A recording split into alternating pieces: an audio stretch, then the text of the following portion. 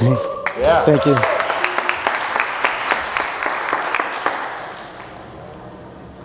And you can take it out to the last slide, actually.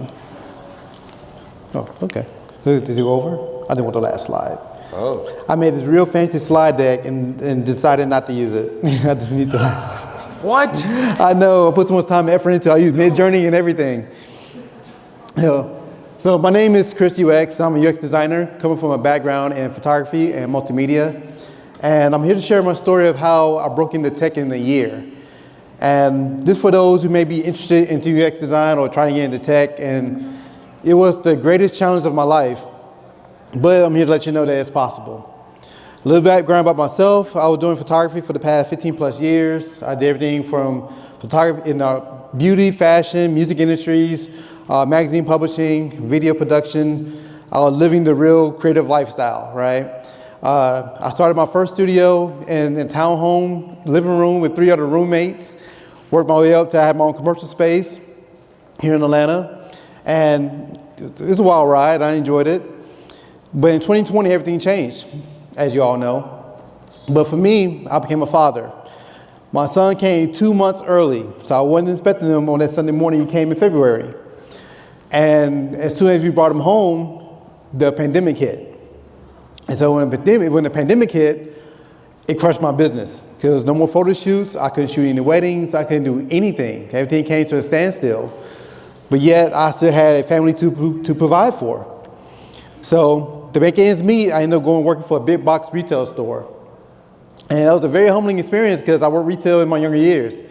Growing up in Atlanta, I worked in every mall in the city, I swear, and I hated it.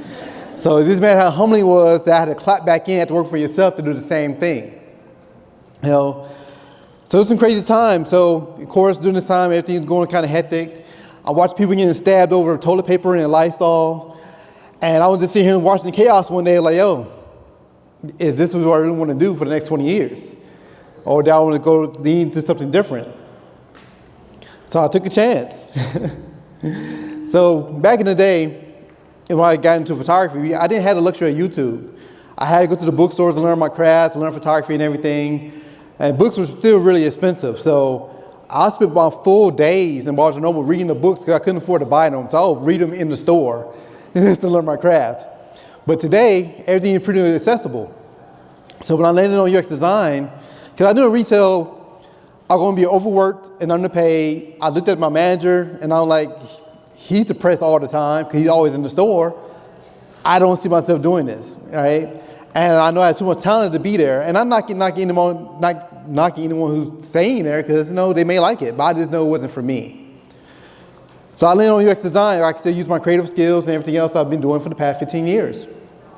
So thanks to today's technology, I went to YouTube University. I watched a ton of videos. I read a ton of articles, like Medium and other places. I talked to a ton of people, just doing my own research to the point, eventually I landed on a UX boot camp, and I did that for 3 months. While I was in boot camp, I was told it takes an average of between 6 to 12 months to land your first design role. But again, I had a family to provide for. I didn't have that luxury. So how I do boot camp, I stayed ahead of the course, stayed ahead of the class, had my folio done. I was already taking interviews in boot camp. Like, I'm just trying to get it done as fast as I can, as best as I can. And I was killing it. But at the same time, I bombed a lot of interviews. I had a lot of rejections, and it can be discouraging. But I knew, like, this is no plan B to this. Because growing up, you know, my parents, grandparents, loved ones, they tell you, though, to have a plan B, especially for me because I always live a creative lifestyle. And honestly, what they learned, especially in the music industry, you know, some of the most, and y'all know this, some of the most untalented people blow up to be superstars, and you know, they have a real dope artist who just doesn't make it. And I work with both. And one difference I learned was the ones who made it, they didn't have a plan B. It was all or nothing. And that's the mindset I had to make it.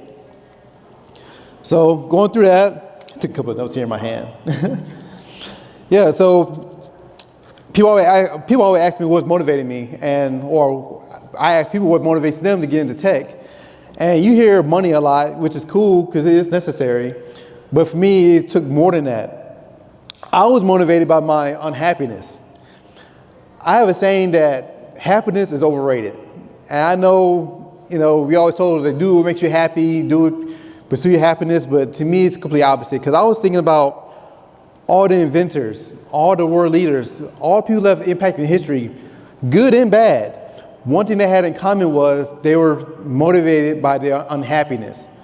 Because happiness commonly leads to you being complacent. If they were happy, they would never do the things that they've done, right? So I was so unhappy being in a big box retail store, I had to get out by any means necessary. No matter how many rejections I had, how many times I've been blown off, saying I couldn't do it. It was all or nothing for me. And then 2 months, I was the first person in my cohort to land my first role. I was the first one to land my first role. And my first role ended up being with a Fortune 100 company. And it was a contract offer, went in full time. But even that offer was paying me more than my manager at the big box retail store. And then on top of that, I had the luxury of working from home to be with my family. And so it's all worth it, right? So I'm here to just tell you, basically, this is a breast unknown. Don't be scared. Keep pursuing it, and don't take no for an answer. And I just hope my story inspires you to just keep pushing forward. You can reach me on LinkedIn. I'm here. If you have any questions or anything, just reach out to me. And I appreciate your time.